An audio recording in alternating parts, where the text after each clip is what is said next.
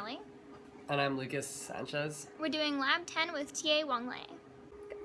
So the first thing we did was we physically measured the laser cavity by using a ruler.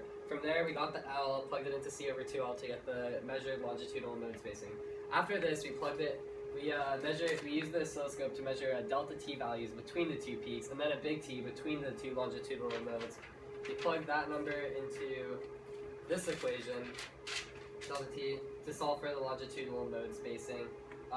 From here we got a calculated longitudinal mode spacing, we got a calculated L. We compared this to Wonglei's L using this machine of 582 megahertz, but this machine is less accurate and it could be off by 50 megahertz. The FabiPro resonator works by having two mirrors that are both transmissive and vibrations happen between the mirrors. The distance between them is constantly oscillating. At a very certain time and location, the phase delay will equal 2 pi and they will constructively interfere at that point, and at every other point you will have low signal because there is a mix of constructive and destructive interference. At that point you will see a peak, and that is a longitudinal mode. Each peak has a certain D which matches a certain wavelength. So using the polarizer, we know that this beam is at about a 45-degree angle, and after its two reflections, we know it's pure P polarized.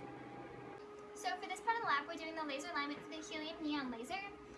So we start out by using the green laser to set up the system and get most of it generally aligned, and we do that by making sure that the reflection off each piece hits the piece before it. That way we're getting the most amount of gain possible. And then we come out over here, and then we set it up with the helium neon laser and see, make sure that we're hitting every part of it, and it comes off the Brewster window here onto the mirror, coming back towards the Brewster angle, getting all of the gain, and then projecting over to here. This window right here is slanted at the Brewster angle, and that's to give the light P polarization. And assuming that the glass has a index of 1.5, it should be at an angle of 56.31 degrees. Because of the way the lens diverged the light, it made it difficult to tell what mode we were exactly looking at, but we assumed we saw about 6 ordered modes. So the purpose of this experiment was to characterize the laser, and while they don't diverge very much, they do diverge a little bit over the length. And so this device right here can measure the characterization and the beam size of the laser at each individual point.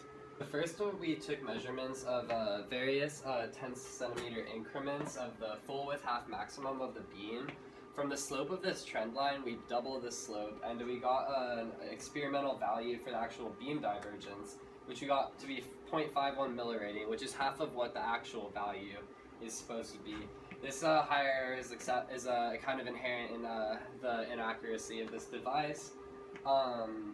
Furthermore, this actual value leads to a numerical aperture of 0.48. Our measured beam waist is 470 microns, which